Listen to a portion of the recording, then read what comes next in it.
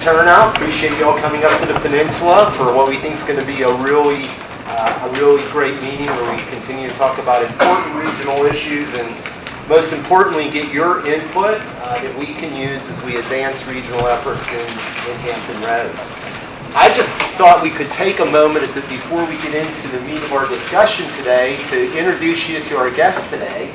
This is Florence Kingston. Florence is the longtime Director of Economic Development in the city of Newport News. And we're in her space today. Florence, this is always just a wonderful location for our meetings. I want to thank you for always being a gracious host. I thought you might find it interesting to hear from an economic development practitioner and some of the work that Florence and her team does here in Newport News. So Florence, you have residents from all around the Hampton Roads region here. Awesome. This could be my first time using a podium or using this in the new boardroom. This is our new boardroom.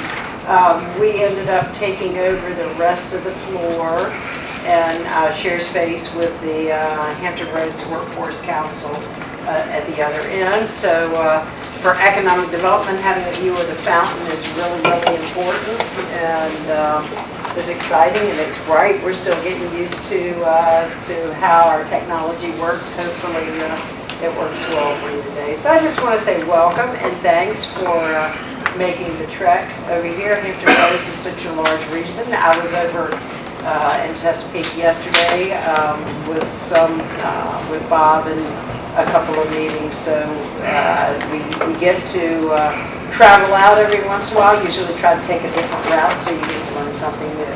As Bob said, I've been Economic Development Director and also served as Secretary Treasurer of our Economic Development Authority since 2003. I am a little bit of an enigma in economic development because that's every time I've stayed in one place. I have been with the city for 44 years. And economic development folks move around. I tend to, every time I get stressed and thought I was going to do something, a next project came along and it just kept on happening. And I happen to be a native of Newport News, so it is exciting to really begin to shape the future of our community and understand the importance of where Newport News fits within the region, because we are one of the 7 cities in Hampton Roads, and we can't be successful if our region can't be successful. So I'm going to just give you a very quick overview about our department, some of the things that we get to work on, some of the activities that are exciting right now. We have a slightly larger department than some of my colleagues in economic development. Each city, you've got neighborhood services, you've got community development, economic development, and all. So we are a little bit of a larger department because we get the privilege of having a little bit of a broader responsibility. We have 30 people. That includes currently a Harvard Bloomberg Fellow that is with us for several years, helping us to focus on civic engagement in our downtown and the shipyard and Navy. So we have a smattering of, we get to work on advancing strategic growth, supporting businesses, and leveraging public-private partnerships. Our work does span from neighborhood revitalization, small business development support, to major redevelopment projects. Newport News is over 95% developed, so going back in and doing infill development is much more expensive, harder to accomplish because you don't have a bunch of raw land. You do have utilities, but they're generally aged utilities, so you've got to go back in and recognize development pattern changes in your community and figure out how you can do sustainable quality infill development. We do have, Newport News has a very strong industrial base. We are the home to the Commonwealth's largest industrial employer, and Huntington Ingalls, Newport News Shipbuilding, Huntington Ingalls Shipbuilding, which has over 26,000 people. So some people talk about that means we get to work on traffic. You have a sports event every day. of people coming and going to get in and out of downtown, and how does that impact our smaller businesses? How do we continue to work with the shipyard and looking at supporting ride sharing and public transit, and coming back and bringing people living downtown so their parking space serves as their residential parking space and can walk to work and go to their work parking space. So a lot of work going on there. We also manage a small business harbor seafood industrial park at the end of Jefferson Avenue. I have a lady harbor master that is a part of our team, which is a little bit different than some of our communities. And then up in the Newport area, we also have an area where oystermen land. So the seafood industry has been a part of the heritage of our region, but particularly Newport News. And so that's an added responsibility that comes within my shop. We've got folks with real estate experience, project management, financing. We do small business loan programs and grants. And these are in addition to your standard BRA, your business retention and expansion that you're building with your relationship. We work with regional partners, HRPDC, the Hampton Roads Alliance, the Peninsula Council on Workforce Development. We work with our Newport News Redevelopment Housing Authority to drive outcomes in economic development and use our expertise blended together to be successful. Just to hit a couple of the things that are that you may see in the news and will be somewhat aware of. Newport News just had its first inaugural Newport News Edge Summit at the Marriott City Center. Was that last week or was that this one? The time is blurry.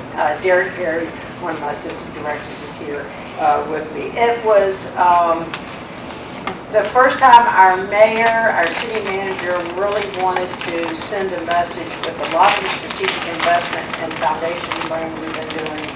We highlighted a dozen properties that the city has ownership and control, or through our housing authority and with our airport authority, that to say we're open for business and really begin to, some of them are closer to being ready than others, but get the development community to understand we are excited. We want to see new investment and new opportunity and new partnerships. Sometimes people think the same people get the projects all the time, so we're trying something different to really highlight and be able to communicate where we are and progressing toward trying to see development on those projects. So a lot of stuff is coming out of that. I think some of the mayor talking about, for example, data centers, so that generates a little bit of anxiety and opportunity, but citizen engagement is essential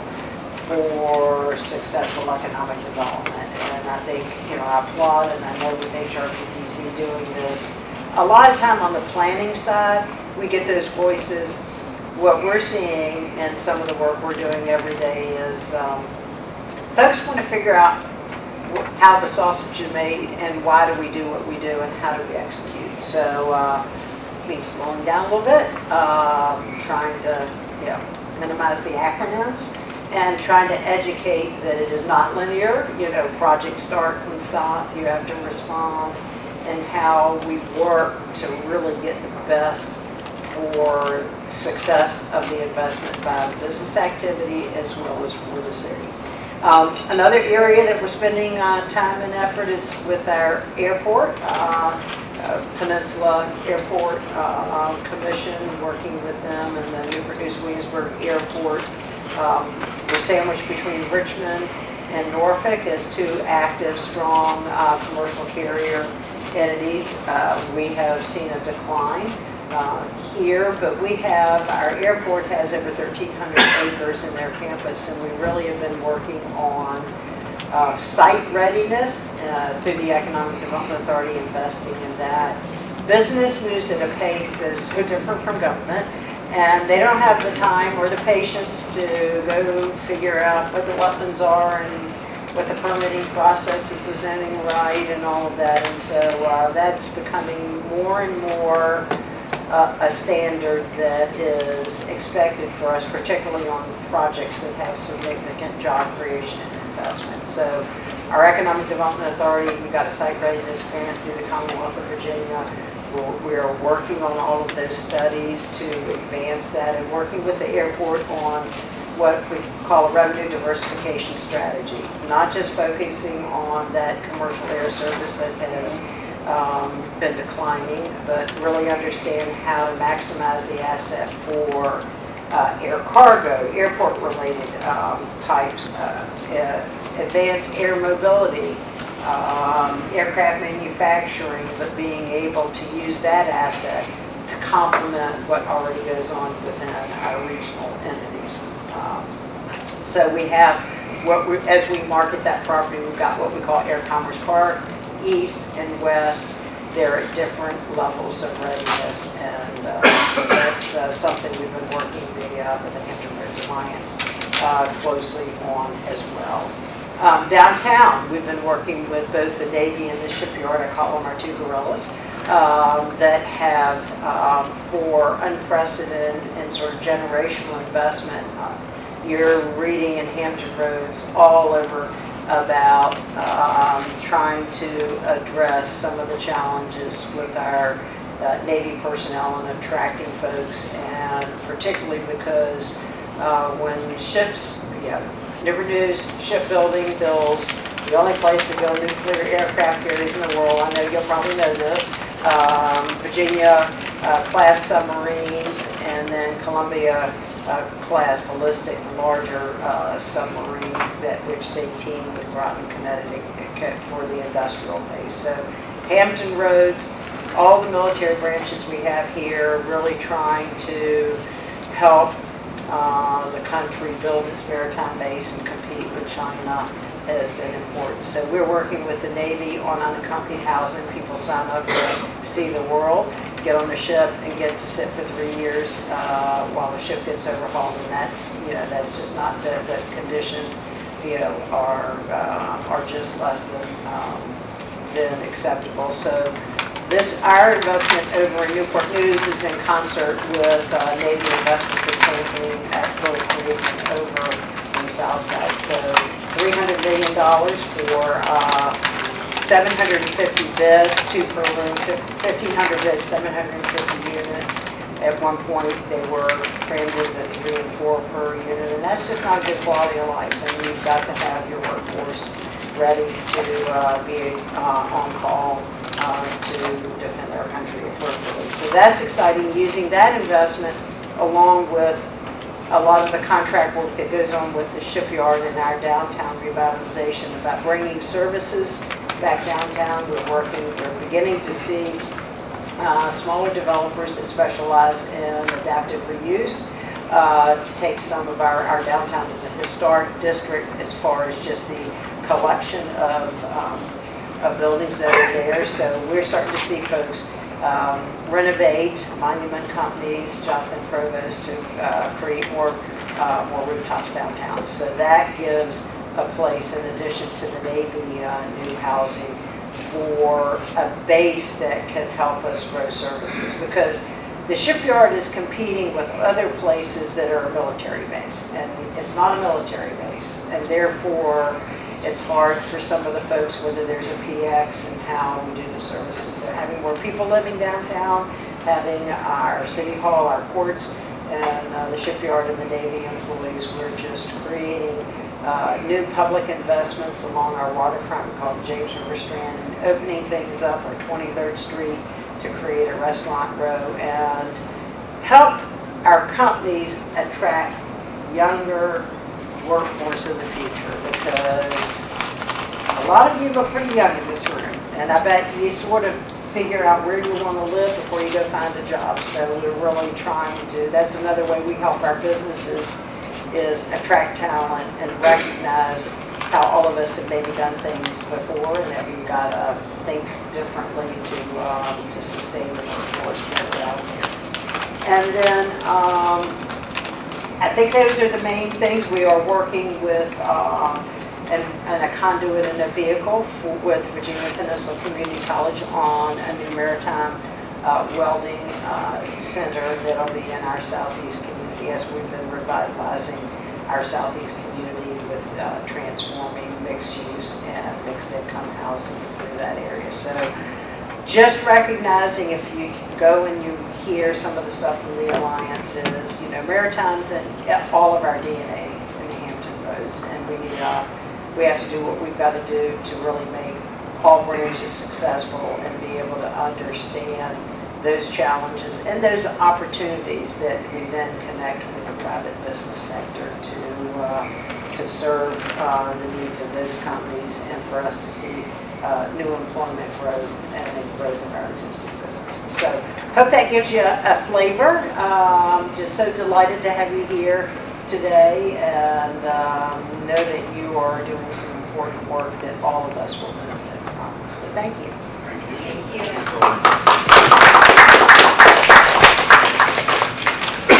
Here at agenda item number 2, approval ratification of the agenda. You have the agenda in front of you there. I would make a motion to approve the agenda. Do I have a second? Daniel? All those in favor? Say aye. Aye. Anyone opposed? The agenda has been approved.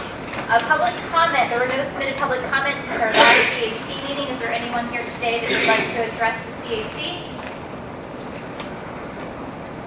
Hearing none, then we are going to move on to item number 4, summary of our minutes. It is also attached to your agenda you have there in front of you. The draft 2025 August meeting minutes are attached. I make a motion to approve those. Do I have a second? Second. Thank you, Destiny.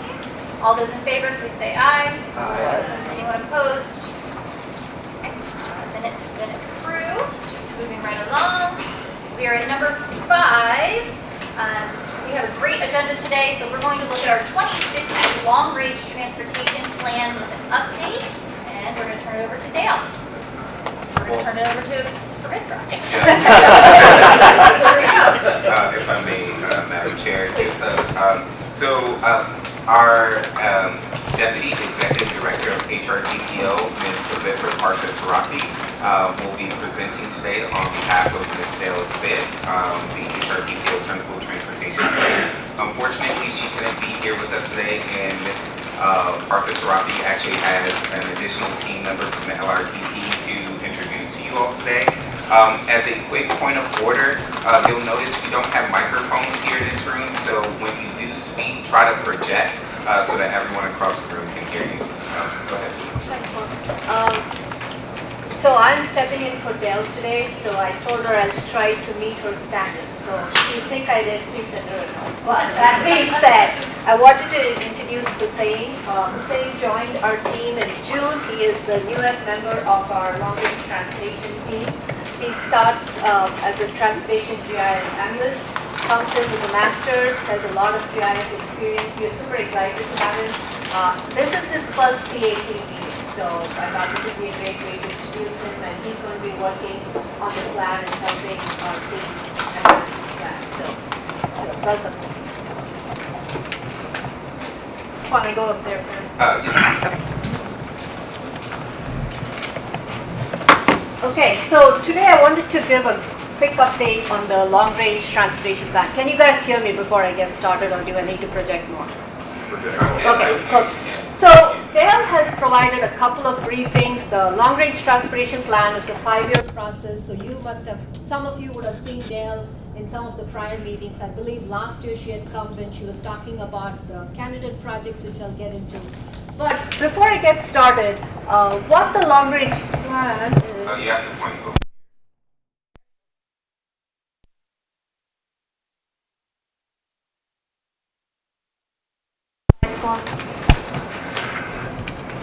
Just clicking this way, correct? There you go.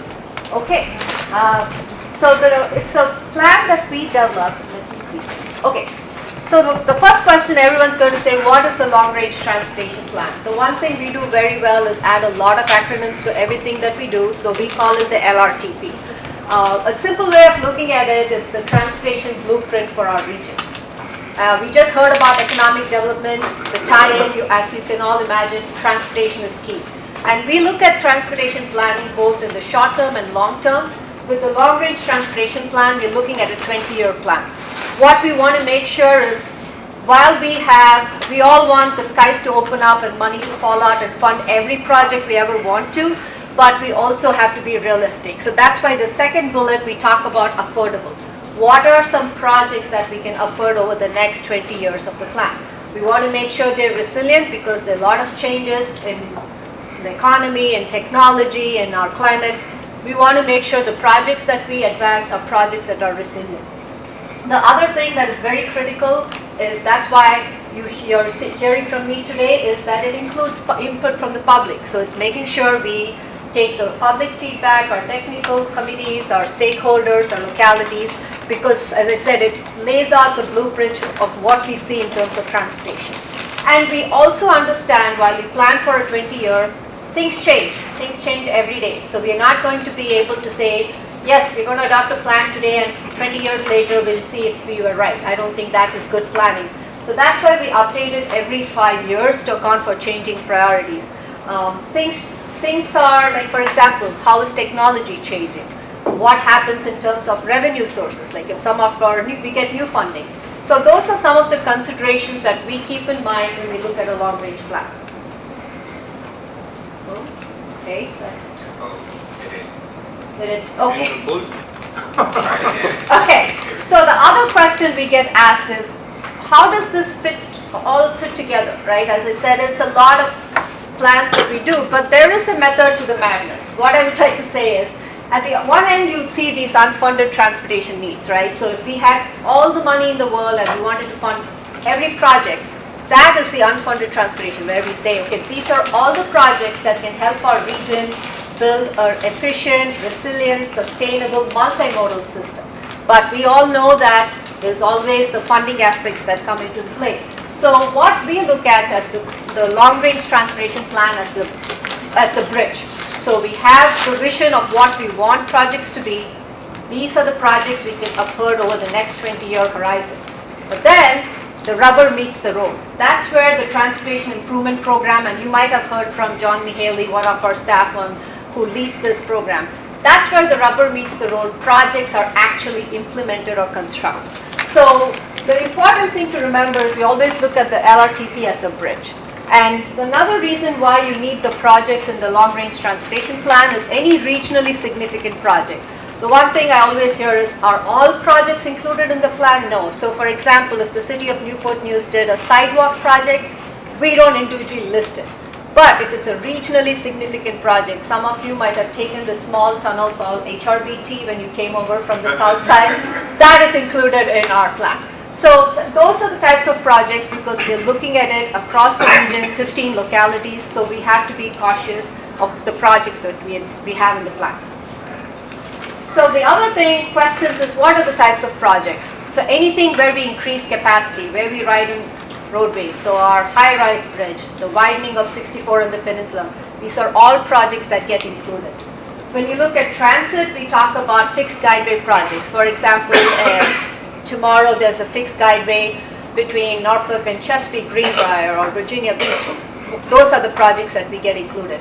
Now if HRT decides to do a bus route in Newport News, we don't specifically include it because that's more on the operations side, but overall public transportation, the different big projects get included. Bike walk trails, I think that's something that we include as well. Again, not a small project, but these regional trails, Trail 757, the Virginia Beach Trail, Southampton Roads Trail, these are examples of projects that get included in the long-range plan. So the other question is, I said it gets updated every 5 years. So the current plan that we have is called the 2045. So that is, we're looking at a horizon year of 2045. That plan was adopted as of June 2021. Now we are working on the 2050, so we're looking at the horizon year of 2050. 2050 seems far away, but it's closer than you think. So this plan gets adopted by, if everything goes well, our aim is to get it adopted by June of next year. So the other question we say is, I talked about it's a transportation blueprint, but we always need to have a vision of what our transportation system needs to. previously we would have this long statement, we want an efficient, we want a connected, we want resilient, we want multimodal. Those are great things to have, but became like a word salad, and it just, okay, by the time I read through, we lost people. So we said, okay, that doesn't make any sense, because this plan needs to be engaging, this plan needs to be simple. So Dale worked with a lot of the public and her stakeholders and said, it's going to be a simple transportation for all. You can say we need an efficient system for all, we need a resilient transportation for all, connected, multimodal, but at the end of the day, it's transportation for all. Whether you walk, whether you drive, whether you take public transit, whether you choose not to drive. That's kind of the goal of our long-range transportation plan. So the other thing, and I'm not going to touch much upon, is we talk about 20 years. We do not know how the region's going to grow, right? Things change. So we do not try to predict the future that this is what's going to happen. What we try to do is focus on projects that do well across all growth scenarios. So one question that gets added is, hey, everyone worked from home during the pandemic and that's going to change how people travel. Yes, we agree. That's one of the considerations we look at. What if we have autonomous cars? Again, that's a consideration that we include. We see sea level rise, resiliency, people shifting more westwards and inwards. That is a consideration. So the various considerations that we go through, and we make sure that while we cannot predict the future, we identify projects that do well across all possible futures. So the other thing that we have is, how do we get this happen? I talked about the vision statement. I talked about it being a blueprint. But the other thing is where we get into the actual projects. We say, okay, what are the projects that we think are needed to meet our vision of a safe transportation system, a multimodal transportation system? And where we are currently is in the, where you see the yellow circle highlighted, the evaluation and prioritization, right? So we are looking at all of these projects. We are evaluating them, and I'm going to touch on that quickly. But before that, how do we identify the transportation projects? So you can see I have 675 projects that came through from, we had an online public portal that was up for a year, so public could provide comments. The CAC provided some comments. We have regional studies, our current plan, our technical analysis, we have technical stakeholders. And then in this photo actually, we had a session in our boardroom where we told our board members, be bold, think big, don't worry about the money, tell us what are the projects that you need. And we got a lot of great ideas. And I say 675. The good news is that when we looked at 675, I think we were like, oh my God, how are we going to do this? But the good news is there were many projects that everyone had provided that suggestion. That tells you that's a very important project, that's a priority for our region. So what our team did is took all of this information, whittled it down from 675, and we have about 353 some projects that narrowed it down. Now there are some projects which are just not in line with the locality's comprehensive vision for the future. We have to acknowledge that we are not telling the localities how to plan, but we are like, hey, does this project meet your comprehensive vision for the future? That's a consideration we have to. So there's a lot of coordination that happens.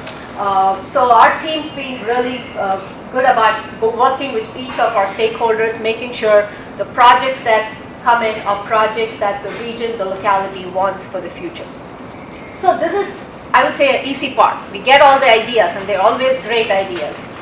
But the other thing is, we now have to evaluate these projects, right? We get flying cars or some ideas we always get. It's a great idea. I would love to be in a flying car, but I cannot evaluate it. So I have to also be realistic. So we have this tool called the Project Prioritization Tool. And this is a tool that we developed in 2009. We used it for 4 long-range plan cycles. The thing with this tool is we've always been careful that this tool gets updated. Because again, as I said, priorities change, factors change, and we want it to be a dynamic tool. So we've been very careful about making sure this is up to date. It is a lot of data that goes into this project prioritization tool. So one of the things that we always tell our stakeholders when they submit projects, if you have a project and you submit it, know that we're going to follow up with data requests. So that information, because if you do not provide the data, the project doesn't score well. So what this tool allows us is, I told you I have about 360 plus projects that we evaluate. this tool allows us to evaluate all of these projects in a consistent manner. So when I look at a project that scores 200 something versus 290, I'm like, okay, I've used the same metrics and this project does better than this project. So the other way, this is the tool. And again, this is a very, very simple way of looking at the tool. Each project is scored on 3 factors. Is the project solving a problem? Is it helping economic development? And is it feasible? So some projects, they're just very high level concepts, might not advance because a lot of these projects take the time. You need to go through the process, the environmental process, the Newport process. You need to advance them. Are they viable? So that's an important question. Now, the other question we get asked is, are you only looking at congestion? No, I always say congestion is one of the factors we look at. It's safety. Is it helping the port? Is it helping the military? Does it help evacuation? These are all the factors that we look at. And the way our tools is set up is if our board or our stakeholders say, you know what, we need to weight this factor more than the other, it's an easy way to do it. We don't have to reinvent the wheel because it's already set up in place. And so these are some of the metrics that we have. I think each project is evaluated on a total of 75 plus metrics that we go through. And we do that for each of the 300 plus projects across all 4 growth scenarios. So that's a lot of evaluation. So as you can imagine, evaluation takes a year for us from the time we got our candidate project to where we are. So I think all our localities and VDOT gets afraid if they see emails from us because we are like, give us the data. If you don't give us the data, we cannot evaluate a project. So it's very robust, very collaborative. And I think overall, just with the tool, we've been able to get the region come together on a consensus of, okay, we are evaluating projects in a very holistic, consistent manner. So, so that's the reason why I'm here today. So we are at the end of this review. So Dale was going to be here to give the slide that we are wrapping up the scoring. So each of these projects have been evaluated. The data has been collected. We've got a score for each of these projects. So at the end of the month, mostly you will receive an email. You will get an email from Delstead, but Quan, maybe once she sends the email, you follow up. So CAC members know you, if you could follow up and kind of remind them. We understand this is a lot of information, so what we are trying to do is also provide a portal with all the background information. So if you, I want to understand more about this project, you can click on it, figure out what the data is, what is this project trying to do. So it's not just, here is a table, look at it and give us your feedback. It's more providing a more holistic view of these projects. So just maybe coordinate with Dale and we will follow up with an email. A little later in the month, we're going through our internal review because, as you can imagine, with so many projects, we want to make sure we are making a good job of evaluating the projects. So the HRTPO board, in terms of next steps, we will be going to our board in January where they say, okay, we approve these scores. So as in each of these projects, the total score they can get is 300. So we have different categories, like we do not, active transportation projects are in a different category than public transportation, which is in a different category than bridge tunnel projects. Because again, each of these projects have different purposes and we want to understand the unique nature of this project. So plug, please watch out for your emails. It will be from Dale Stith. If you could please take a look. Let us know if you have any questions because in Jan, once we go through the internal review and everything, the board will take action. And then comes the fun part of looking at the money. So all these projects are great. How much money do we have over the next 20 years? And that's in February where we will have the review of all the money aspects. So you have all these projects. The challenge always is the top project might not get funded because it might be like a $10 billion project and that might not be feasible. So it's that balance that you try to take between advancing a good project versus, okay, if I advance this project, no other project can get funded. So that's the balancing process that we go through. And in February, we'll do the review, and in March, the TPO board will take action on this project list. So if people ask, what is the long-range plan, I would say, if anything, this list is kind of the end result of all of this. But it's not the only thing, but it's one of the key factors in the long-range plan. So if everything goes well, our May board meeting, we would ask, the TPO board does not meet in June, so we're really hoping to get our board approval in May, and that will officially adopt the 2050 long-range plan. So with that, I think that was my last slide. I put some bookmarks and a postcard on each of your tables. There's a QR code at the back. If you want to know more, please click on the QR code. Dale and Hussein's emails listed here. Any emails, please reach out. We'll be happy to answer any questions. So with that, I'm going to pause and take any questions.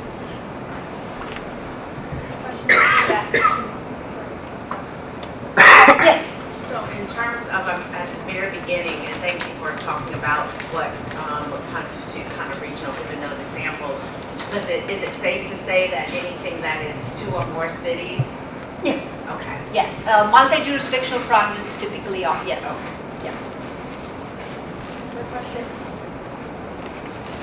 I'd just like to make a comment. Just for the group, this is a really great opportunity as you get that list of projects to look through and see, from your locality's perspective, what feedback you may have to offer and provide. This is, as Pavitra mentioned, a key part of the process. It's right before it's going to the board, and then they'll be going to fiscal constraints. So we really do need your input and rely on your input as well as our other stakeholders to make sure that the list is reflective of regional priorities. Could I say something? I'm not sure whether this meets your criteria. I'm from Alloway County, and Smithfield and the Bench Church area, just under 4,500 homes, the two together. And they're looking, we have like a 16 to 20% growth rate for the county, but most people don't know, most all of the growth is in the Smithfield, Bench Church, Carrollton area. It's not throughout the whole county. Sure. So we're looking to build 3,200 homes over the next 10 years. And that seems to be a real number. That's a 70% increase in traffic on Brewers Neck. That's the connector between 10 and 17.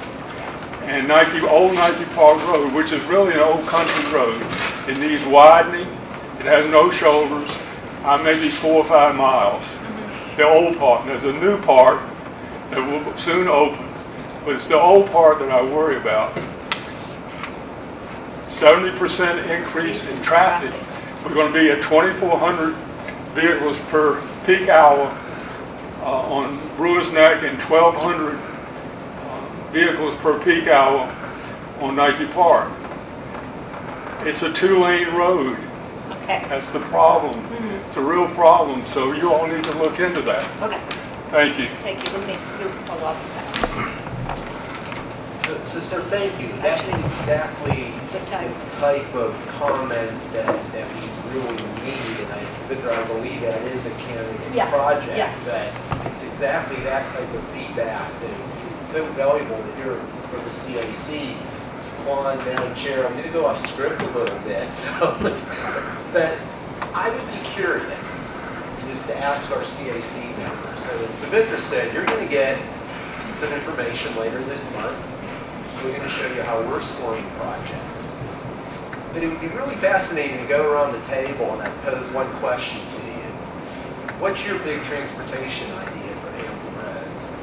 You all drive the roads. You choose buses. You use the walking and biking paths. Or this is a gentleman just indicated, right? He's living this every day. Any thoughts on that? Maybe yes. I'd love to hear it. Maybe we could go around the table because I'd just be interested. If you could fix one thing with transportation and hit the roads, what might it be? For my area, I would love for the ditches to be closed up so that the road could be a little bit wider. Like you said, 2 lanes road. That's all we have on a portion of our area. I'm from Pughesville. If it hadn't been for I-664, you wouldn't have never heard of us. But I-664 came through, did the exit 10, and that was it. Chesapeake side made it 4 lanes on Pughesville Road. Suffolk did absolutely nothing. And I've been going to the VDOT spring hearings or meetings or whatever ever since I found out in 2019. And I sat there and I talked to Skip, as I said, Skip, you're giving them money. they aren't doing anything with it in our area. So like I said, if it hadn't been for 664, you would have never heard of Pewsville. People say, there's a place called Pewsville? I said, yeah, since 1894. So we just got the 2-lane highway, the ditches, no drainage, no storm water. They came out and dug a big hole here recently during the elections of last year because he wanted a vote, our mayor. And then they put the fence on the side of the ditch where the people have to walk. So when you ride down, come in Pewsville, I-664, just come down Town Point Road and see how silly this looks. We don't have sidewalks. They did a walking trail. Chesapeake hadn't done their portion yet, so we had to walk we can walk from Suffolk, and then when you get to Chesapeake, you got to go out in the street, the 2-lane street with no sidewalk, and go all the way into Chesapeake area and get back on the trail. Now how silly is that? So a lot of things that Pewsville has been neglected for years. And we're speaking out. Thank you. That's the type of input that we're listening to. You're welcome. Thank you very much. Anyone else what would be your fix, right? That's a great, two great examples. So I know it's been looked at, but and I don't know if it's the biggest one, but it's just one that's been plaguing me recently because of where I live and work is independence on I-264. Like why we're just flying and then it's like, nope, let's stop. Just kind of figuring that because I feel like I know there's a lot of accidents there because people are just going and then all of a sudden it's stopped. So that's one. And then I think a big interest in the regional, the trail, the old railroad tracks is I think really something. In all these meetings that we go to, I do a lot of public transportation and different various transportation. People really don't want to drive anymore. And that is, I think, the next generation. And so that trail connecting Virginia Beach all the way down would be something really, really cool to do too. And it's there. So Yeah, and that's something like, for example, the growth concerns, the challenges with the existing roadway, options to. Yeah. So these are the considerations that we look in when we look at projects. So yes, the growth concerns are something we hear from many of those localities which are seeing growth that they never seen before. So yes, those are things that we do think. And mine would have to be Hampton Boulevard. Hampton Boulevard is a challenge. I know obviously that's been a target that you all look at as well, but between the trucks and just what it does to the actual roadway itself, it's a bit of a hazard in my opinion. May I jump in? Did you see the editorial? I did not.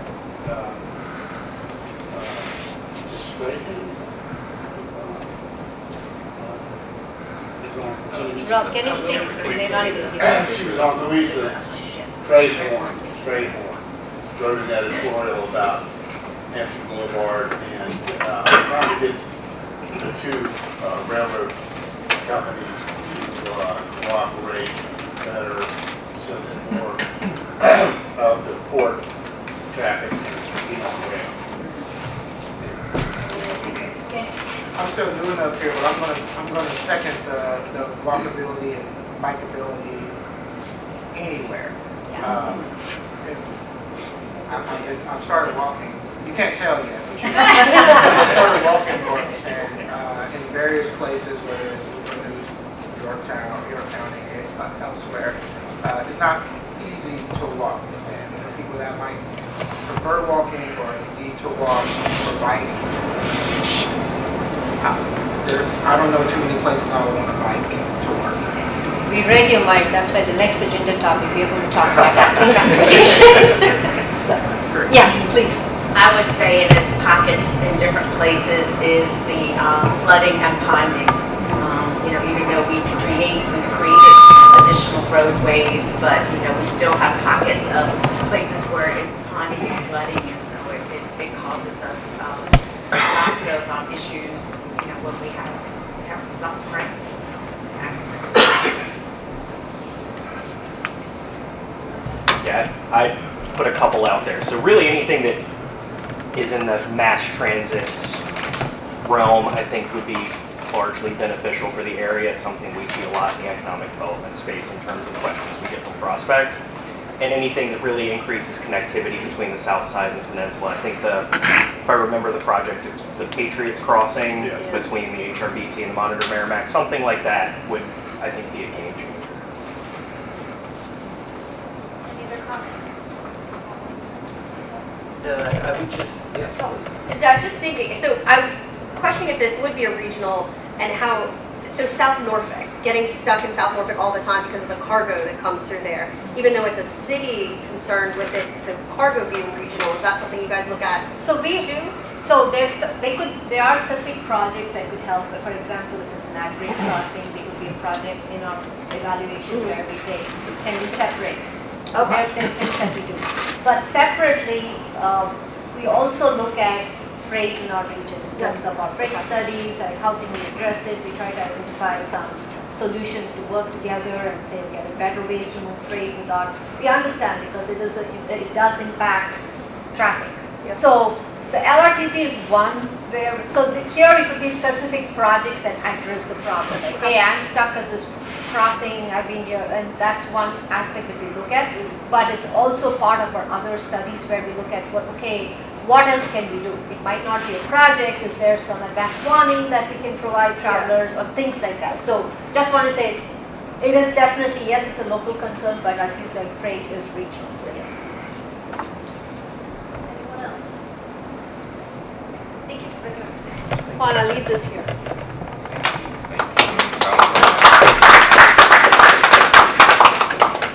Okay, we are at agenda item number 6. Dr. Rob Case is going to do a presentation on active transportation and updates.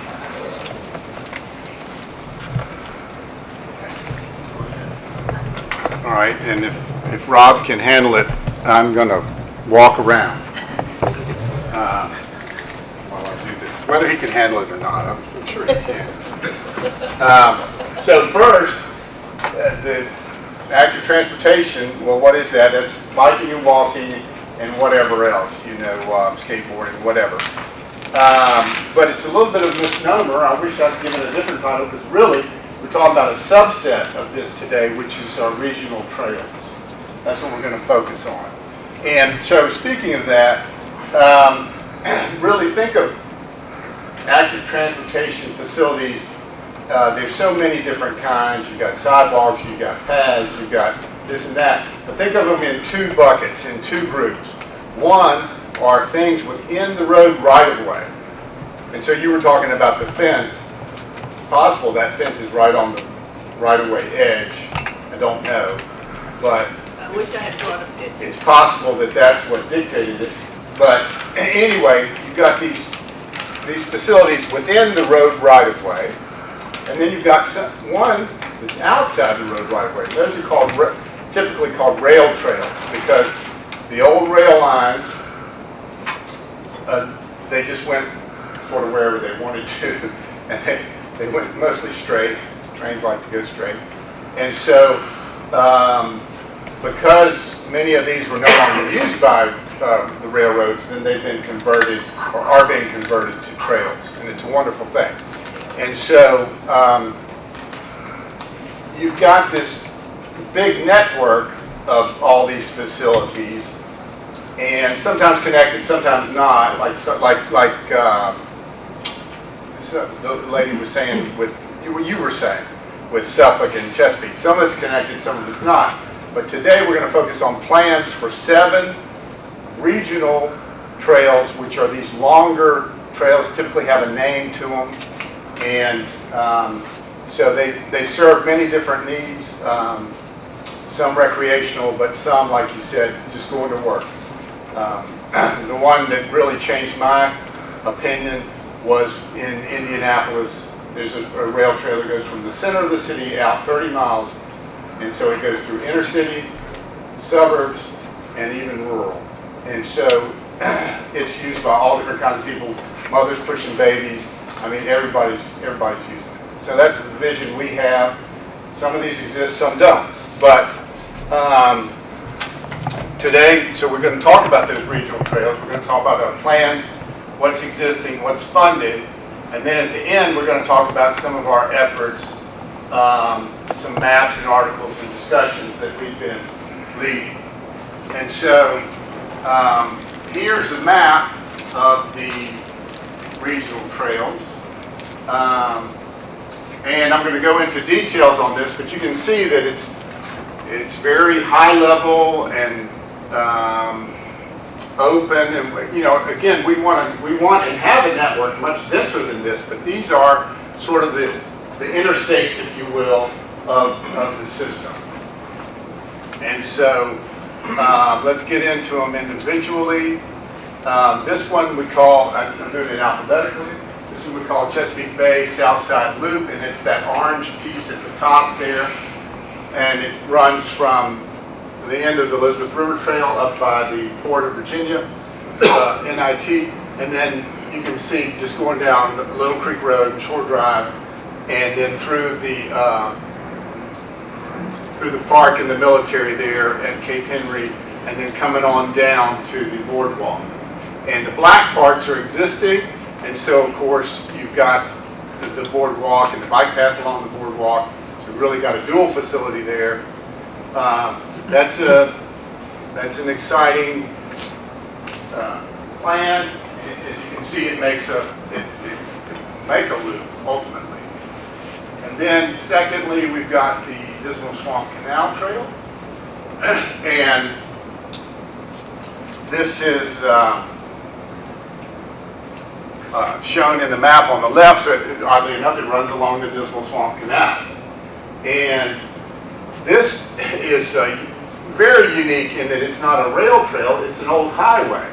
So old US 17 ran right there, that's it. You see behind the bear, that's old US 17. And many of you have driven that, it's North Carolina. And so it's 24 feet wide. And so when in the world did you ever have a 24-foot wide bike and pedestrian trail? So it's fantastic, and you've got all the trees along the side, so it's shaded. And now it is more, I would say it's more recreational because there's not a lot of homes and businesses down there. But it's a wonderful thing if you've not done it. And then, thirdly, lost it. What we call the East Coast Greenway. Now this is, as Monty Python said, now for something completely different. This goes all the way from Canada to Key West, okay? On the left, that's shown. Now, you might say, oh, that's great. Well, but a lot of it is planned and not existing. And a lot of it is on existing roads, which we'll talk about. And there's some, speaking of which, low-volume roads, which you would love to bike and walk on. I mean, I live in the suburbs on cul-de-sac, and there's no sidewalk. Well, you don't need a sidewalk, because there's nobody out there. We just walk and bike and whatever on our little cul-de-sac. So this comes through Hampton Roads, and the part that that I want to focus on is this pink part here from, and we haven't talked about it yet, but this is the Elizabeth River Trail in downtown Norfolk, and then down to that Dismal Swamp Canal Trail that I just mentioned to you. So we'd like to connect those two things, and the East Coast Greenway people would like to connect the two things. They have a foundation and employees and all that that are pushing this thing.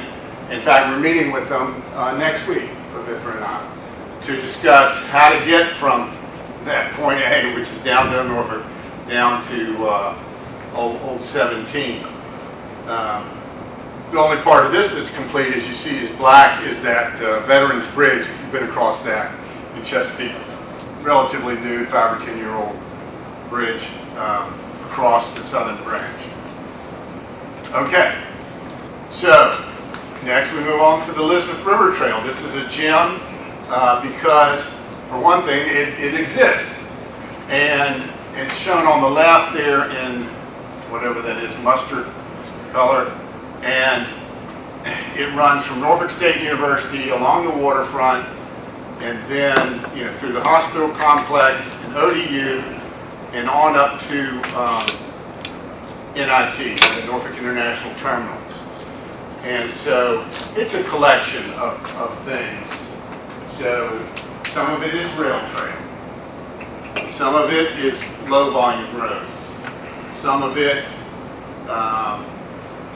is along the roads and bridges. And it's sort of an interesting combination of all kinds of things. Are you familiar with the pagoda that is down, it just sort of wiggles by the pagoda.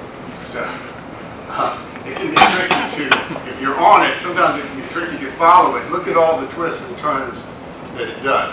But then if you look on the right, this is a planned extension of that, which would go from downtown or Norfolk State all the way out to the Virginia Beach line.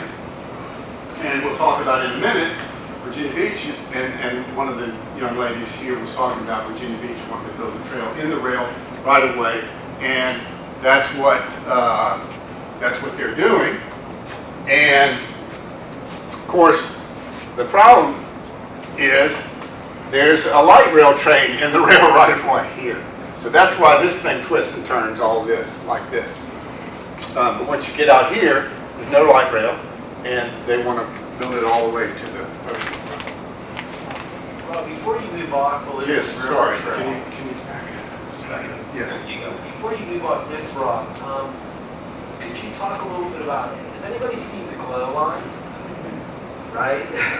So what they did, it's called Jeff Robertson Park. Yeah. So Jeff Robertson Park, which is up by Hampton Boulevard, right before that railroad trail. So Rob, you're better to walk. Yeah, through so this than I. Would you mind talking about that? there's Jeff Robertson right there in green. So they embedded these things in the pavement that goes through the park. It's part of the Elizabeth River Trail. So during the sun, it's almost like solar, right? It just takes in, and then when it gets dark at night, it glows. It's actually a super cool treatment. I don't know, has anybody seen it? It's pretty neat, right? And I believe, Rob, that might be one of the only ones in the East Coast, right? Yeah, it is one of the only ones in the East Coast. What's it called, the Jeff Robinson. Which Yeah, is a really nice park it is a area nice if you want to get on the trail. That's where my wife and I go to get on this trail. There's a nice parking lot there and the trail, and then you can go down through. Yeah. Thank you, Rob.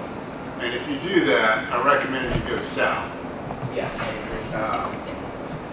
Because north, you got to go under the Norfolk Southern Railroad and all that. All right.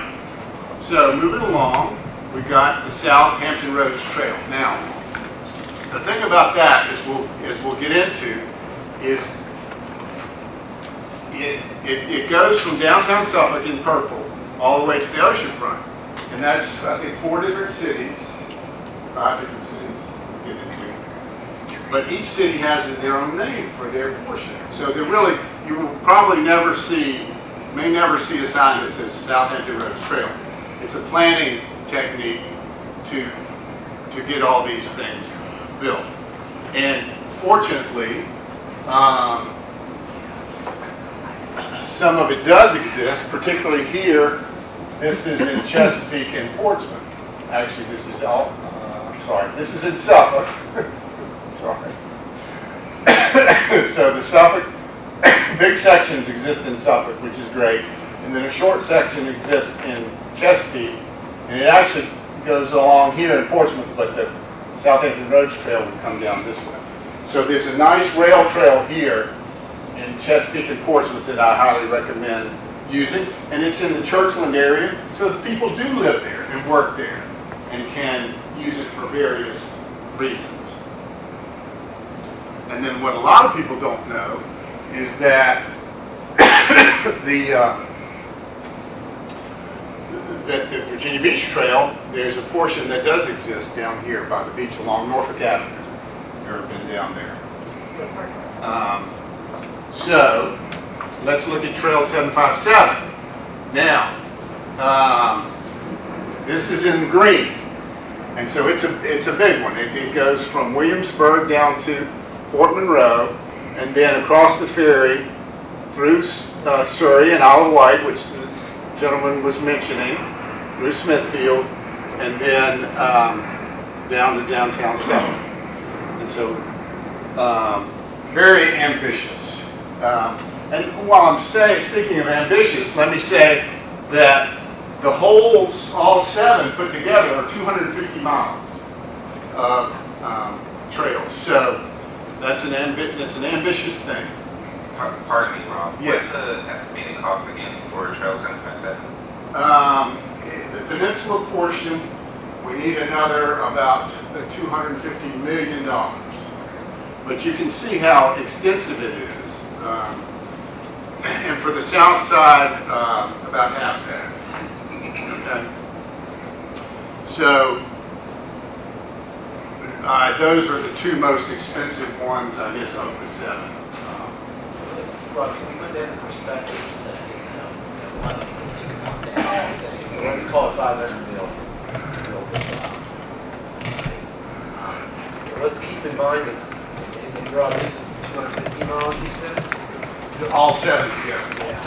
So to complete 29 miles of the I-64 gap is 750 million. So sometimes trails can get a bad rap, if you will, like, you know, because Rob's calculated. Rob, you estimate, depending on if it's rural, suburban, or urban, it's somewhere between 2 to 7 million a mile. Right. To build the trail. Whereas an interstate can be 30, 40, 50 million dollars a mile. So, an HRBT, which is how many miles? It's about 8 miles, I think, and that's $4 billion. So that's $500 million per mile. Okay. So for 1 mile of the HRBT project, we could build most of these. Okay, so moving on from the 757, we've got what we call the Virginia Capitol Trail extension. Now, the Virginia Capitol Trail is shown there in black on the left, but it goes all the way to Richmond. Okay, so it's 50-some miles long, and it's a great gem for Virginia. I would say, was it in trouble? I would say it's the best trail in Virginia. Although the WNOND people in Northern Virginia disagree with that, but it does tend to be more rural than the WOND in Northern Virginia. But it's a great trail, and so yes. Is there a road that goes alongside that trail? Yes, Route 5. And so whether you're in your car or on your bike, Route 5 is a fantastic way to go to Richmond. Beautiful every day, just beautiful out there. And so what they want to do is continue it on into Williamsburg. A lot of people think it goes into Williamsburg. It doesn't. It goes to Jamestown. Okay? So we need to get it from Jamestown High School, and the green portion, we need to get it down to the heart of Williamsburg here, where the Colonial Restoration is and William and Mary is. We need to get it there. And then we can do the 757 down through Newport News, James City County, and Hampton. And York, probably too.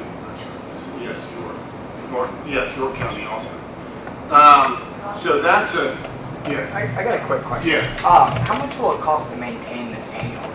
Okay. It depends on, well, it depends on different things, but a lot of these are maintained by VDOT if they're in the right of way. So the Virginia Capitol Trail, for example, is maintained by VDOT.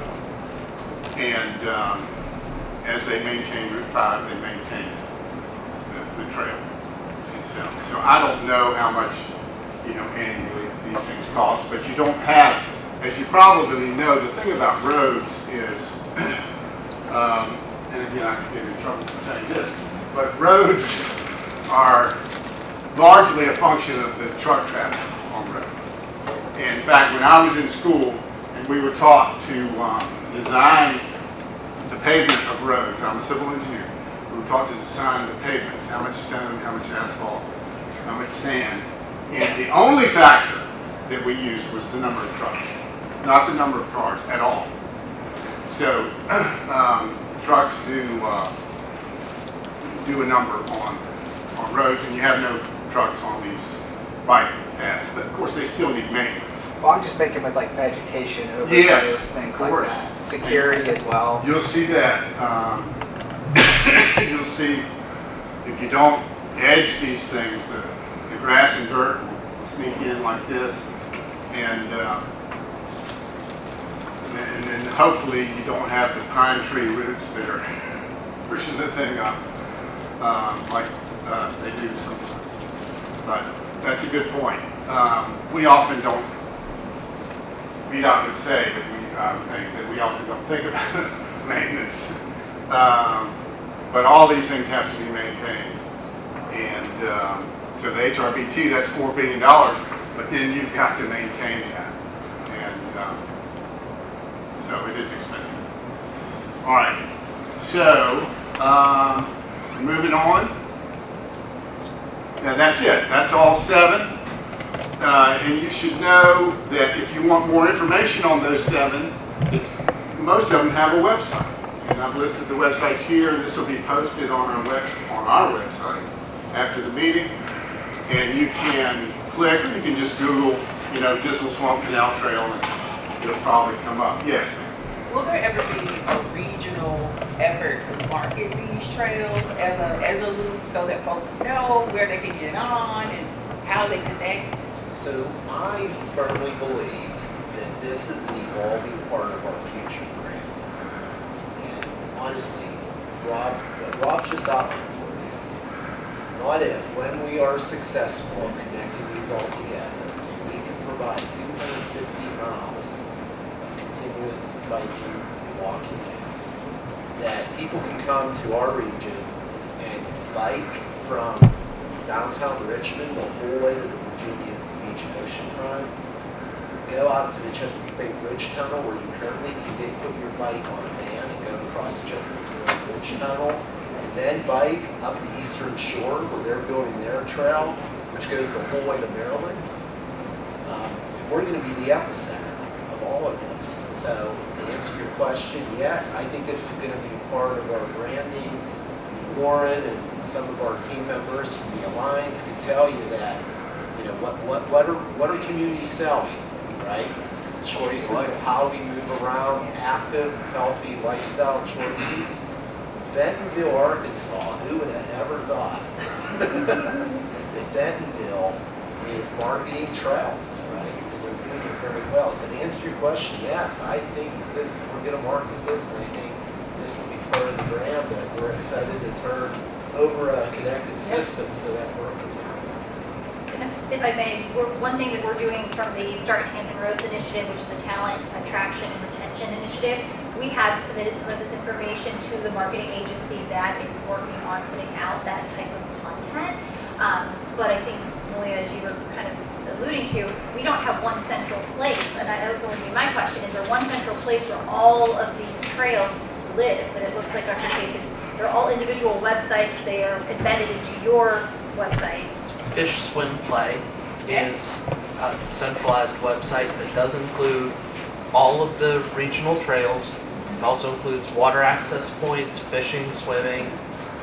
It's a really, really fantastic and probably underutilized resource. Fish Swim Play. Fish Swim Play. How about from the Alliance? Have we thought of like an app where kind of similar to Google Maps, it'll walk you to the trail? So this is an ArcGIS program, so I believe you could move it into an app space. I just don't think we've done the work to be able to get There it. was a Fish Swim Play app. I don't know if there's still a Briefly just showing you all. Oh, there you go. Thanks, Boss. Unfortunately, just because of the setup, it's cut off a little bit. But if you search Fish Swim Play, you'll be able to find this site, and you'll have water access, parks, and you'll also have regional trails. Unfortunately, like I said, it's not quite showing up the way it should on here, but that is is a product of our GIS representative within the agency. Yeah, so, yeah, I would ask you all to jump on here when you get a chance, kick the tires on this a little bit, but I think you find this is a good resource. I keep a link to it on my phone. I think it's better than All Trails, which is another one, Rob, that a lot of you use. And, yeah, so see how this works out for you. So one of the things that we're working on at the Alliance that we're just actually, I think, officially launched today is what it's called our regional asset map. So right now, the primary goal of the asset map is showing, waterfront sites, defense assets, things that really lend itself to the business ecosystem. One of the points of feedback we've already received from the localities that we work with is more integration of quality of life assets. So I could see this kind of being a future iteration of that that application that we've got set up, which is also a ArcGIS product. So. And I would just add that this was play is oriented towards what exists, and then on our website, our active transportation portion, we have planning documents and maps. So not just what exists, but what we hope will be. And then we also have some existing, which I'm going to get into. We've identified existing places to bike and walk, what we call clusters. We've got about 15 clusters in Hampton Roads. And then I lost the second thing. Articles. We have newsletter articles archived of many of those different 15, and how to get there, where to park, that kind of thing. All right, so moving on, we're going to talk a little bit about funding. As Pavitra said, we'd like to do X, Y, and Z, but it comes down to dollars. And so with the South Side Loop, some segments exist, and then much of it is unfunded.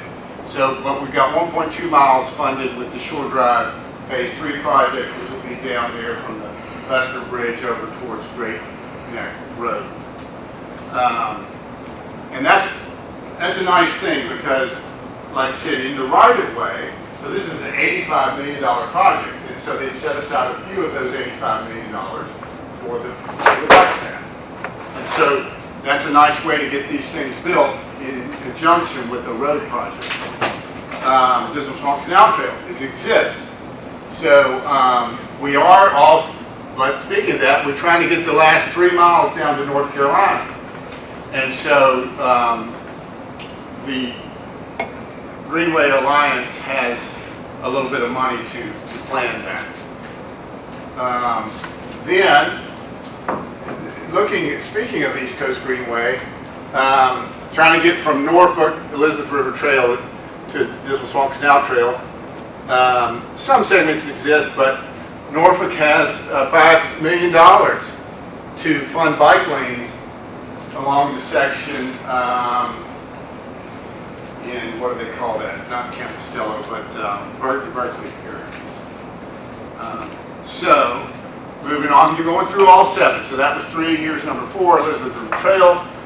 It exists, but as we said, we're trying to extend it. And one thing I wanted to say was, and I mentioned that under the Southampton Roads Trail, they all have different names. So in Suffolk, they call it the Seaboard Coastline Trail because that was the name of the railroad that they're using. Chesapeake, they just call it Chesapeake Trail, Portsmouth Trail, and then the Norfolk, it'll be the extension of the Elizabeth River Trail. And then in Virginia Beach, it'll be the Virginia Beach Trail. So all different names, same thing. We're trying to get from downtown Suffolk all the way to the ocean front. These 2 are fully funded, which is great. Cool. And then, so they're trying to get that segment that you're talking about there. They've been funded. Yeah. I'm not sure what the holdup is. I think there was a holdup with the railroad, but I'm not sure. Portsmouth needs $25 million for theirs. Norfolk needs about 50 million for theirs, and the beach needs about 50 million. The beach has, like I said, the short segment exists, and then 1 or 2 of the segments have been funded, and then they need about 2 more segments, and then to be funded, and they'll be done. Yes. And what does the Portsmouth Trail consist of? Is that just Old Town, or is it multiple parts? So if I may go backwards.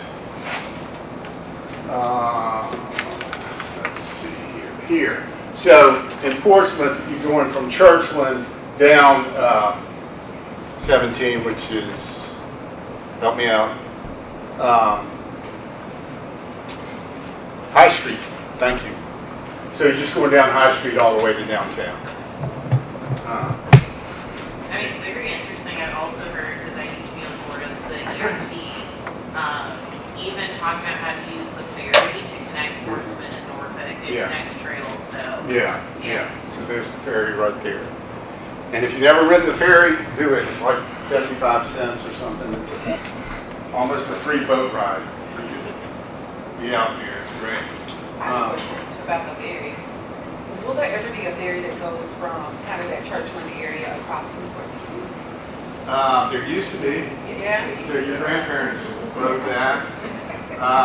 But personally, I don't see it happening just for economic reasons. But VDOT operates, and this one actually is free. The HRT one is cheap, but this one is free right here. And you put a car on it and go. So if you're planning a trip to Williamsburg some weekend, just go up 10 and go that way, and you won't be sorry.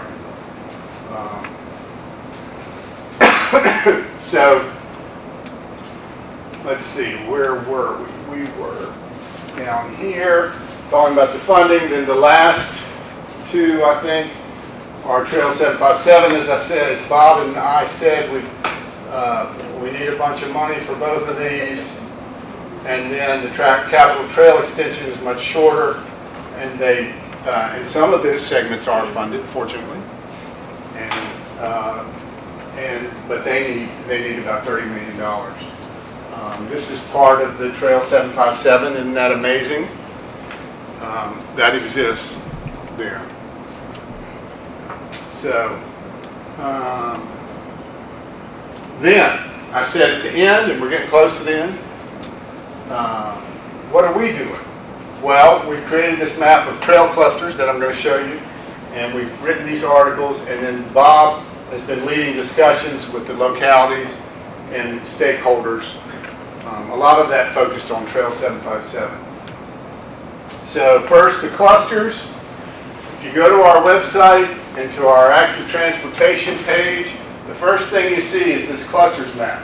And there are the clusters in those ovals. And so they're all spread around Hampton Roads, and these are existing places, existing trails, places that you can bike today. Here we have an example here of Newport News Park that you're familiar with, and then it touches into the federal park for the Yorktown. And these are dirt trails, but nice. And then here, these are paved. And super low volume for cars, and so you can bike and walk and whatever, all of this. And it's going to be part of our 757 trail, which is shown in the dash here. So it'll come like this, it'll include this, come down. So I highly recommend this for your usage. And then we have Trail of the Month articles. So many of those 15 we've written an article about. As I told my son last night, these aren't articles about, oh, biking and walking is fun. These are specific places where you can bike and walk. Portsmouth, Churchland, Williamsburg, Virginia Beach, Hampton, Virginia Beach, Newport News, Eastern Shore that Bob mentioned. Some of that exists already. Capital Trail to Richmond, Norfolk, Suffolk, Chesapeake, Virginia Beach, Virginia, this is a great one, Falls Cape. So all the way past Sandbridge are two parks, a federal and a state park, and they go all the way to North Carolina. And it's a great place to walk and bike. And then Airport Road, that's near Williamsburg. So this is in Hampton. Isn't that beautiful? That's my bike. So, isn't that nice? So anyway, so Bob can speak more to this because he's been leading this charge. Yes, we got it. Yes, sir. A question. First, I'll say I sometimes deliver food for a food pantry, and I've had gentlemen walking from Holloway County to Arlington. Okay. They sleep in the woods across from the Carrollton Library, and I can see these bikers, numbers of them, with backpacks, a sleeping bag on their back, you know, pulling off into the woods in these rural areas. And so I doubt whether they're providing a place for them to do that. But I mean, that's an issue. Just think about that. Yeah, that's interesting. Yeah. About 10 years ago, I decided I wanted to walk from my house in Kempsville to Richmond. And one of the most fun parts of that, I did it in 4 days, one of the most fun parts of that was planning where I was going to eat and where I was going to sleep. And it is tricky. It is tricky. So I know exactly what you're talking about. Great, awesome. It's great. So it's 100 miles to Richmond. Did you document that at all? On anything? This was, I did this with a pretty smartphone, which was sort of nice because I didn't stop every second to take a picture. Which is sort of nice for me. So yes, I do have a PowerPoint that I put together. But a day's walk is 25 miles. We humans tend to walk 3 miles an hour. And so if you 8 hours, that's 24 miles. So we walk 4 hours in the morning, 4 hours in the afternoon, cover 25 miles. And you can walk, and people used to do it all the time in American and pre-American history.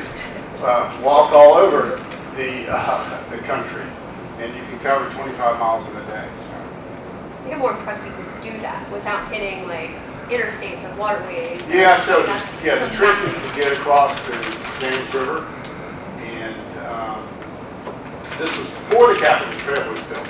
So, or else I would have crossed the ferry and gone up the Capitol Trail. But I stayed on the south side to Hopewell and then crossed there, which is very tight. I don't recommend it. It's a very tight bridge. So Bob, you want to hit this some? Sure. So well, first off, I have to. It's the right size. It's okay. It's actually on me. So I showed this for two reasons. Number one, there are broad cases such the biker, and there's probably only one place in the roads I got to for rod. And this is it. How many people knew in our region was this feature that you also see in Key West? This is what you find at the bottom of Falls Cape State Park in that trail Rob Case mentioned.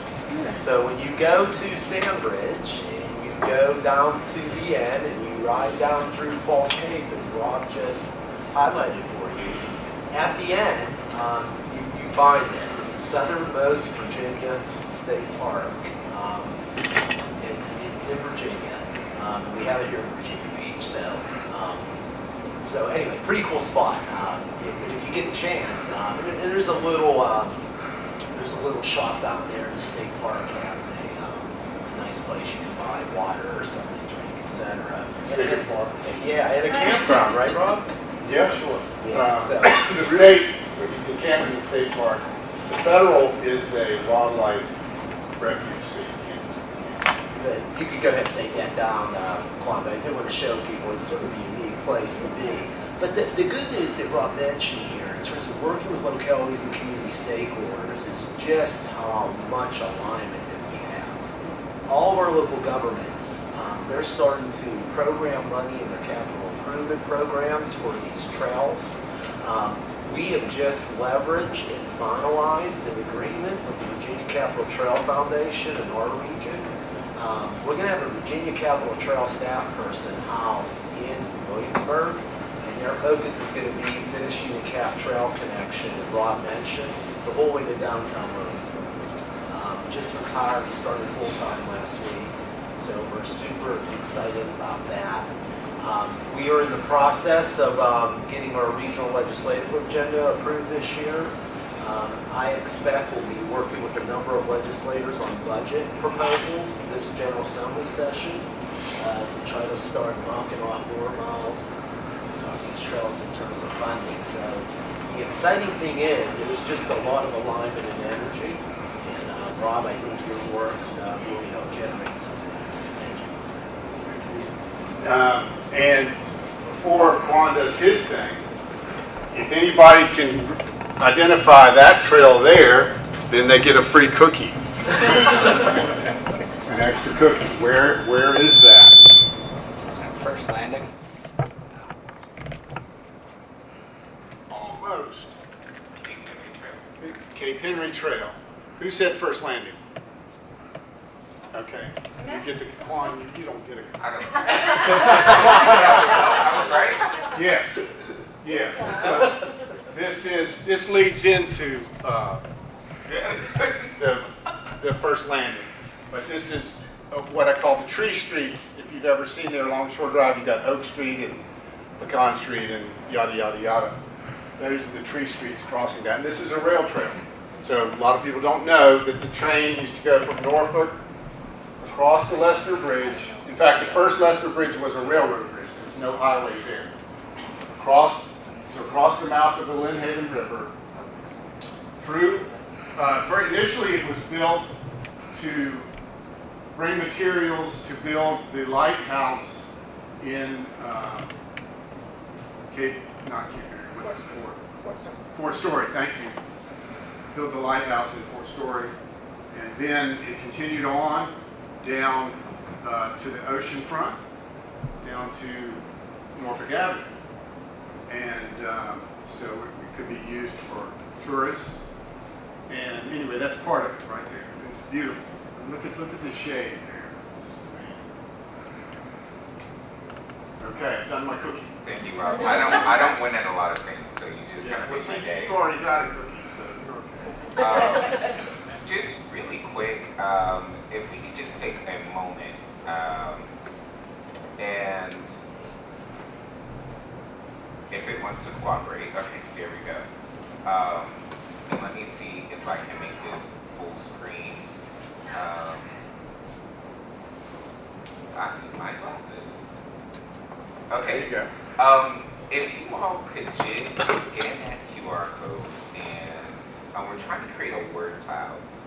So tell exactly. Some of you already got it. All right. What biking, walking, pet trails do you use in Hampton Roads? I just kind of want to see what it looks like for us, and you can submit as many as you need.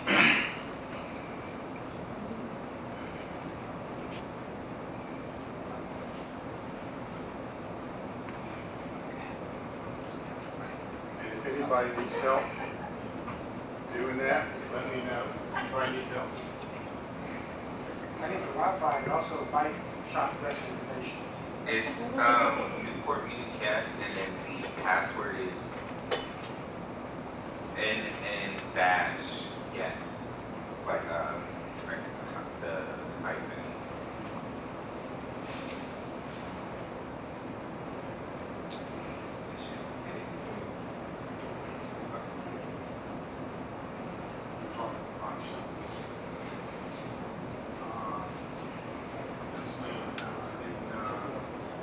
Yeah,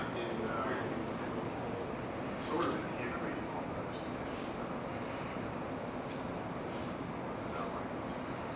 It's called Great Bridge Cycle. I love Nolan Trail. It's nice old place. It's in Great, Newport. great. Yes.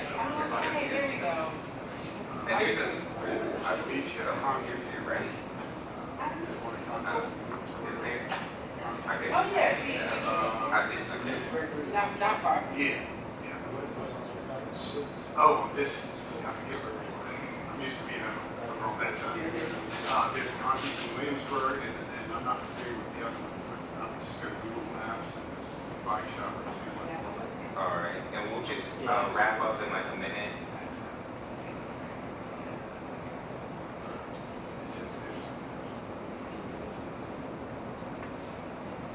I love seeing answers from around the region on here. Where's Stumpy Lake Trails? Does anyone? That's it's not like a regional, but it's back by the neighborhood. Oh. And they're Virginia Beach. It's Virginia Beach. Yeah. Oh, okay. There's like talk of connecting our neighborhood to the trails. Right now, there's like a missing gap. Nice. But speaking of, oh yeah. Very true. Very true. Okay, so Rob, we got a test you any up there that you have not been on? I've not been on Hoffa Creek, but I know where it is. It's up by the Monica River. Stumped Dr. K. It's up by the Monica River. Newport is very good. Okay. Please check it out. Is it paddle boat? Is that paddle boats on? I don't know if they have paddle boats on the lake, but It's near here. yeah, very beautiful. And they have these two lions that are sort of like at the entrance of at the front. It's kind of like, I feel like you're going into a new world when you see it. So it goes around the lake, and so does Oak Brook goes around the big lake. Windsor Castle Park. That's a nice one. Well, thank you so much, y'all, for participating in this. We wanted to get a good idea of like what trails are y'all using, what's important to y'all, and what that looked like for this group. Anyone have other questions or comments for Dr. Case? Okay. You got a picture, Rob? Yeah, I'm trying. Give me a second. I can also do this screen grab. Okay. Thank you very much. Thank you. All right. We're going to go to item number 7 in just a moment when this is ready, but we're going to have a report out from Juan on the HRPDC and TPO's public engagement plan. Okay, awesome. Well, thank you all. I really appreciate that conversation, Dr. Peace. I don't know where he went, but thank you, Rob. I really appreciated that conversation. We get a lot of requests about walkability and being able to have more of just an active region. So it's good to see that growth, and as Lauren mentioned, that is an attractor for us as a region. Help stifle maybe some of that out migration, have people migrating here for our beautiful region. We are very thankful for just all of the natural elements that we have. So today I'm going to be talking to you about the public engagement plan. So our public engagement plan, and I'll get into it, but it sort of provides guidance to us as an organization about our public involvement procedures. And it's key that I be able to connect with you all as a CAC about this document. And I really do hope to get some feedback from you. It's out for public comment right now, and I'll talk a little bit about that toward the end. But I would love to be able to, get your feedback on what works, what doesn't. So what is a PEP? So it replaces what we previously called our Public Participation Plan, or PPP. It provides us it's required by federal partners for our MPO, or as you may know it, the TPO, the Transportation Planning Organization. But beyond that, it allows us to align our public planning and engagement practices not only with the federal requirements, but with our goals for engaging more with our communities and making sure that that feedback is reflected in our planning. So what's different between the previous public participation plan and the PEP? So it's a joint approach. Previously, there was one for the HRPDC and then one for the HRTPO. And so with, the confusion that can sometimes come with having the HRPDC and the HRTPO, it's sometimes nice to have some joint documents to bring it together for the public. Because I'm sure for many of you, until you became more familiar with the agency, it can kind of sound like alphabet soup after a while, right? PDC, HRT, TPO, all of these different acronyms. We wanted it to have an introductory approach, so anyone who's not familiar with regional planning, we want them to be able to take a look at the document and get an insight into what regional planning is and how they can get involved and at least have that starting place. We did adopt some best practices from the Association of Public Participation, or IAP2, and then we wanted it to reflect our current engagement efforts. As you know, the pandemic sent us all for a trip, and we've been trying to figure out, okay, let's do a lot of virtual, let's do hybrid, let's get back in person. What does that really look like? And what we're finding, spoiler alert, is that it really just depends on what type of engagement you're looking for, what the project is, and who you need to reach. And oftentimes that comes down to a mix of engagement practices or efforts. And we also incorporated metrics because in order for us to improve, we need to know how we're doing and be able to reference that. So before, this was the plan for the PDC, and then this was the plan for the TPO. These were the covers for them. And technically, these are our current plans that are in place right now. The PEP that I'm talking about will be brought to the board and ask for approval and adoption, and will replace these two. And then this is what the new plan cover looks like. So when we talk about public engagement, we're referring to community members actively getting involved in decisions that affect where they live, work, and play. It's about community having a say in how things are planned and developed in their areas. You live here, right? Your neighbors live here, and whether you, maybe even if you don't live here, like we said there, if you work here, if you come here for recreation, we really want to make sure that our planning decisions reflect your priorities. As Pavitra was mentioning earlier, we're creating this 20-year roadmap for transportation planning. These are facilities that are going to be in place, and infrastructure that are going to be in place for potentially decades or longer. I think the HRBT is a 100-year facility, correct? Or is expected to be around for at least 100 years. So these projects, these facilities can impact generations. So it's really important that we give the public an opportunity to be involved in that process. So some goals of the PEP. We want to have some good connection. We want it to be accessible. We want it to be meaningful. We don't want to waste people's time. We want to make sure that they know that when we get that input, we're trying to incorporate it. And then we want it inclusive. We want to remove barriers where possible for people to participate. So looking at some adoption of best practices, this is called the IAP2 Public Participation Spectrum. And again, IAP2 is the International Association of Public Participation. They provide guidance to a lot of international planning agencies about what is the best way or how is the best way to engage with your communities or the the targeted population that you are planning for. And they've outlined 5 different areas or different types of public participation you can have. Empower, collaborate, involve, consult, inform. And none of them are necessarily better than the other. It's a spectrum, and you need all different types for effective public participation. And also, some may not be applicable to the type of projects that you do or the type of agency that you are.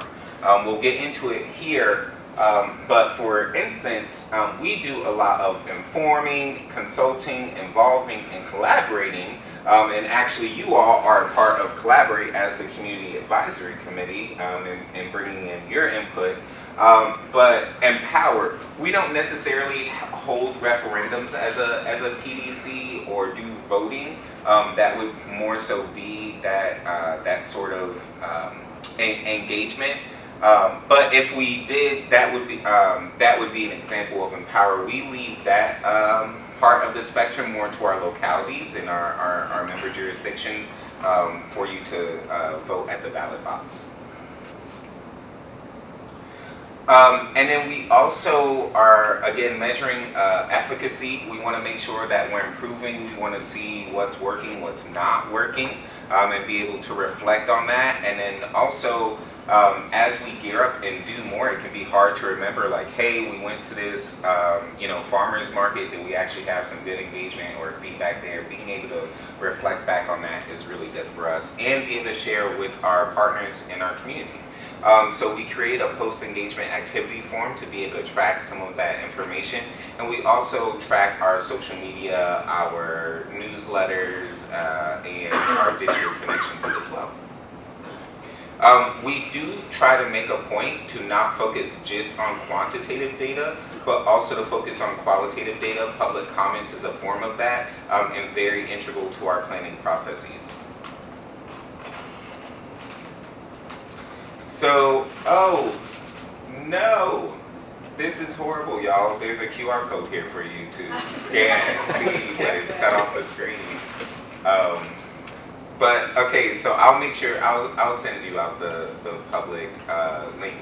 But we have shared the plan with Federal Highway and VDOT, and we've gotten feedback from VDOT, and we just need to get feedback from our partners at Federal Highway. It is currently out for public comment from October 1st to November 15th. And then we'll be taking it to the board on November 20th and asking our respective boards to approve and adopt the PEP for both the HRPDC and HRTPO. I know I kind of ran through that quickly, but do we have any questions or any feedback? And sorry about the QR code. You might be able to pull it up. Okay.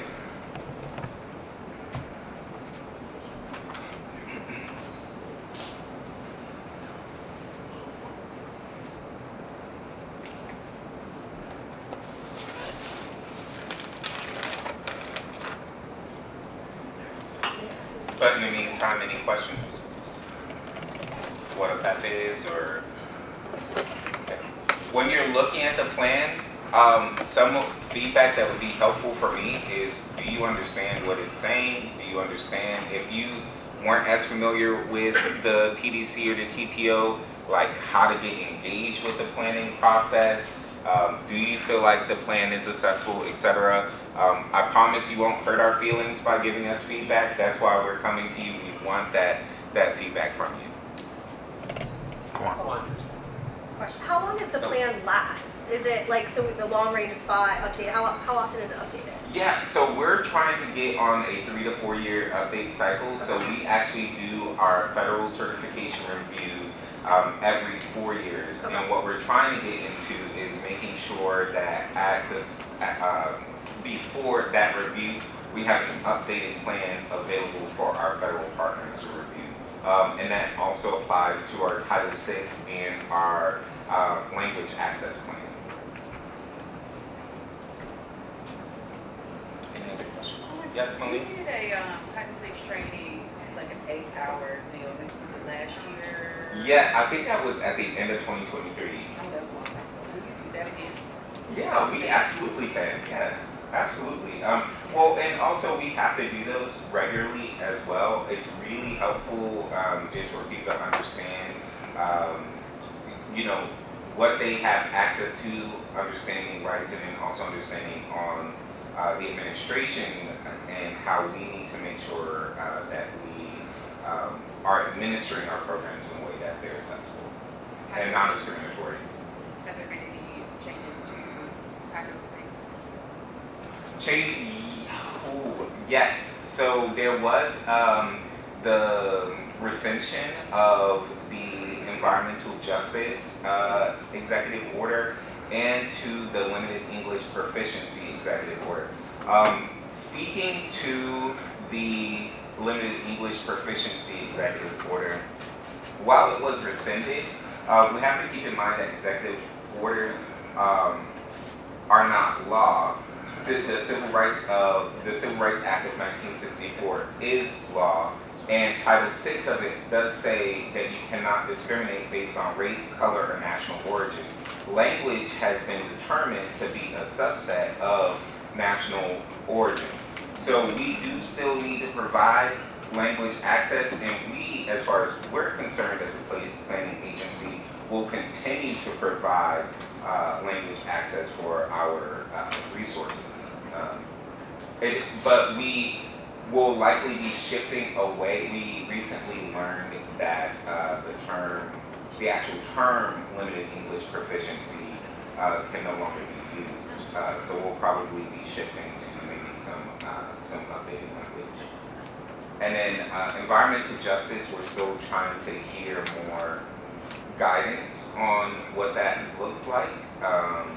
And so we're trying to connect with our state partners and see what that is. But I think Pavitra can. So if I could say, I don't think we are just, for example, the long range plan, we are looking at projects in terms of impacts to transportation vulnerable populations.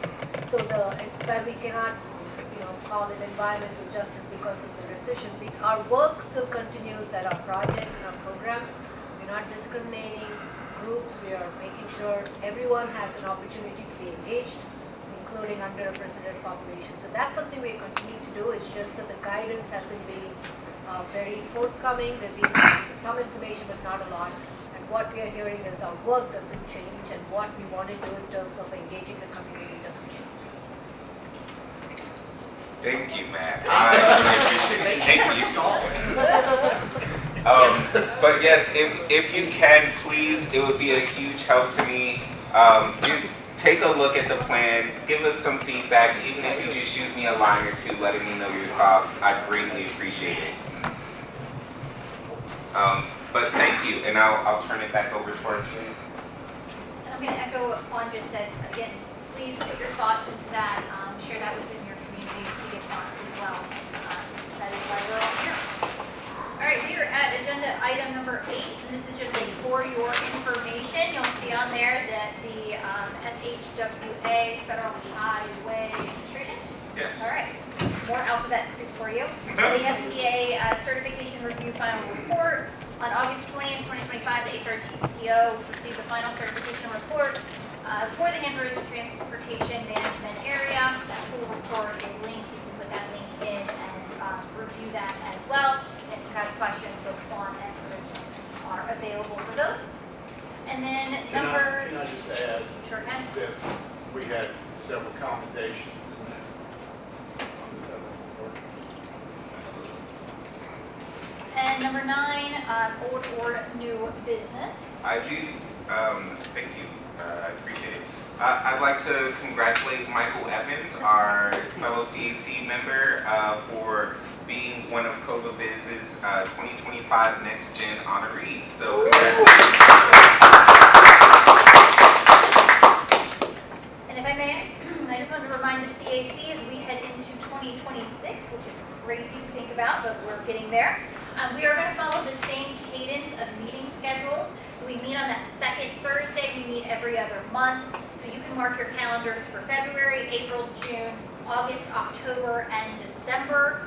Second Thursday of those months in 2026. And those dates obviously are going to be forthcoming. Right, and our next meeting is December 11th, and it'll be at the same time, it'll likely be at Thrive Food Pantry, and they service a lot of the peninsula. They do wonderful work at that location, and we really are hoping to challenge our group as a CAC to also bring products that are of need for the pantry when we go up there, but I will be sending out more information on that. And Juan and I have spoken about this morning, actually. We're looking to probably do more of a roundtable workshop type opportunity during that meeting where we can really talk about our goals as a CAC, what we need to do back in our community. Okay. Any other old or new business, CAC? Okay, not hearing any. I'm going to move to number 10. I'm going to make a motion to adjourn. Do I have a second? Thank you. And all those in favor? Aye. Thank you. Anyone opposed to adjourning? Good, great. And right, 4 minutes early. Thank you all so very much for being here. We appreciate it. Thank you to all of our presenters.